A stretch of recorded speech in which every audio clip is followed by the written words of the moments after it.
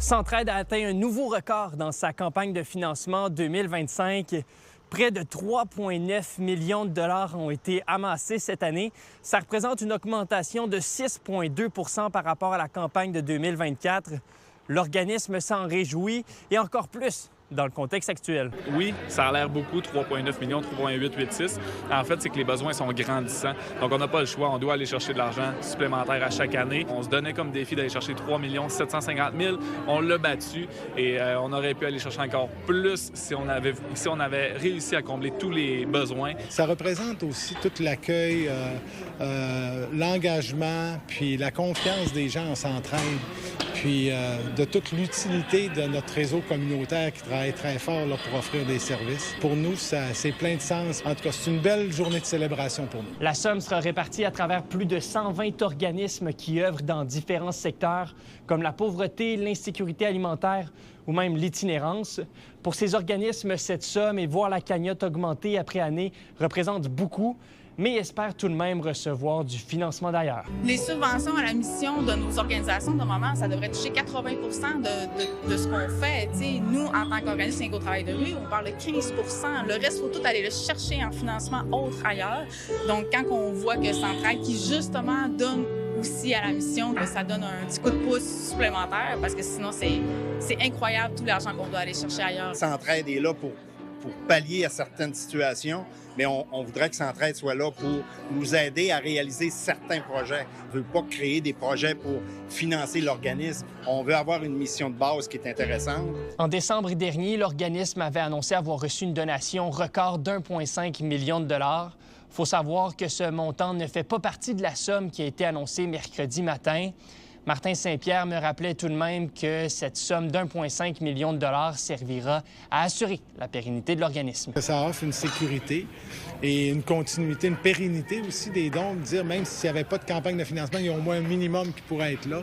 Alors ça, c'est une grande fierté, je pense, de Centraide et personnel aussi. Alors que le bilan de l'année 2025 vient tout juste d'être divulgué, la campagne de 2026, elle, est déjà bien entamée et se poursuit actuellement. Si vous avez l'envie de faire un don, c'est possible de le faire via leur site Web. À Saguenay, Louis-Mathieu Courneau, pour Nouveau Info. Au palais de justice d'Alma, un père et sa fille sont accusés d'harcèlement criminel et de voies de fait armées.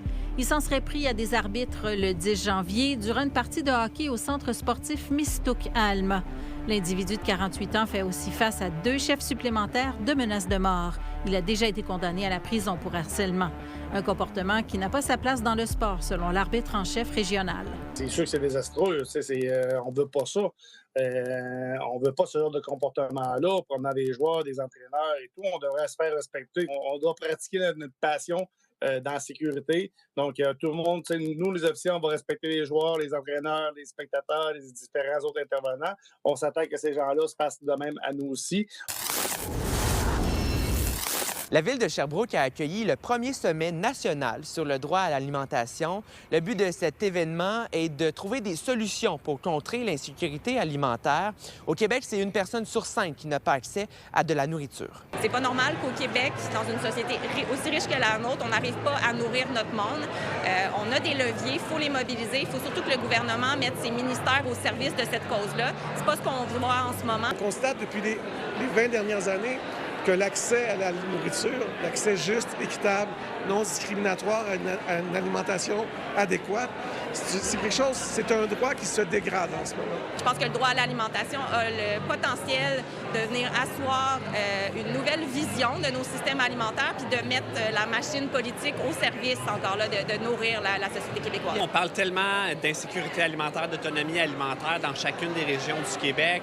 Et là, c'est le fun de voir qu'enfin, l'ensemble des joueurs de la lutte à l'insécurité alimentaire se rassemblent ensemble pour discuter des grands enjeux parce qu'en Estrie, il y a des réalités qui se ressemblent avec Montréal, avec Laval, avec la Beauce. Certaines pistes de solutions qui ont été apportées aussi. Comme quoi? Bon, c'est démarchandiser un peu l'alimentation. Donc, c'est aussi c'est regarder les inégalités, c'est regarder aussi certaines solutions. On sait que l'insécurité alimentaire, c'est avant tout un problème de revenus et d'inégalités. Donc, c'est d'identifier, bien sûr, les causes et agir sur ces causes-là. Je pense que chacun va repartir de cet événement-là avec des idées novatrices un peu partout au Québec, parce que l'alimentation, c'est l'agriculture, c'est l'aide alimentaire, c'est ce qui se passe dans les épiceries. Il y a plusieurs problématiques qu'on se doit de regarder, mais je pense qu'ultimement, on est à l'aube de la campagne électorale et c'est vraiment l'occasion de reprendre l'ensemble des idées, des solutions pour parler aux partis politiques, pour qu'il y ait quelque chose qui change. Souvent, notre agriculture est destinée à être exportée, à nourrir les autres. On perd nos savoirs. Partout dans le monde, ces savoirs-là disparaissent comme peau de chagrin. Fait que je suis vraiment très préoccupé par ça, par cette réalité-là, parce que ce sont des gros joueurs maintenant qui tirent les ficelles de ce droit à l'alimentation-là et qui sont, ces gens-là, préoccupés par des systèmes économiques qui sont bâtis sur le profit, l'accumulation des profits. Il y a une grande diversité d'acteurs, donc ce qui est intéressant aussi, c'est la richesse des connaissances, autant académiques que terrain. Donc oui, j'ai pris le pouls, les gens sont enthousiastes, on y croit, on le voit, ça a fonctionné ailleurs dans le monde, pourquoi pas chez nous? Je pense que le Québec, on a tout ce qu'il faut, on a des gens mobilisés pour y arriver. Le droit à l'alimentation peut et doit être reconnu par le gouvernement. Plus de 400 personnes issues de milieux différents en lien avec l'alimentation étaient présents lors de ce sommet national mercredi matin. À Sherbrooke, Marc-Antoine Mailloux pour Nouveau Info. Dans les éliminatoires de la LHJMQ, les Saguenayens pourraient accéder au carré d'as dès ce mercredi soir. Chicoutimi a porté un dur coup au rempart avec un blanchissage lundi soir à Québec.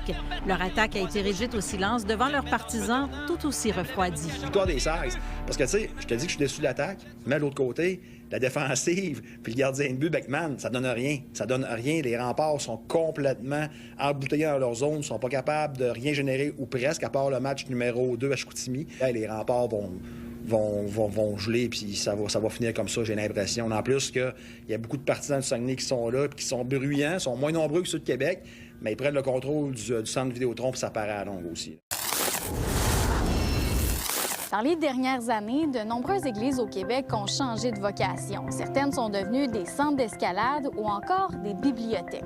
Mais pour ce qui est de l'église Saint-Georges à Shawinigan, Oniric Academy a comme projet de la transformer en skatepark.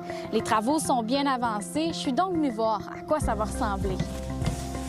C'est facile de joindre le BMX puis la trottinette parce qu'ils ont vraiment besoin du même style de rampe, alors que le skate a besoin de moins de hauteur, là, plus de rail. C'est vraiment fait sur mesure. Oui. Est-ce qu'il y avait ce genre de lieu-là accessible à Shawinigan? Des installations à cette hauteur-là au Canada, il y en a très peu ou il n'y en a pas, en fait, là, qui permet une évolution là, de tout petit à athlète international. On voulait vraiment développer une accessibilité pour que les jeunes puissent se développer dans le sport puis se rassembler dans un milieu qui était sain, qui était rassembleur puis qui était vraiment positif à faible coût. Pourquoi on a choisi ce lieu-là? Pour la hauteur, là, bien entendu. Est-ce que ça apporte certains défis de devoir adapter une église en skatepark? Non, on n'a pas vu de défis là, au niveau là, de l'adaptation. Donc c'est vraiment un jumelage parfait? Un jumelage parfait, effectivement.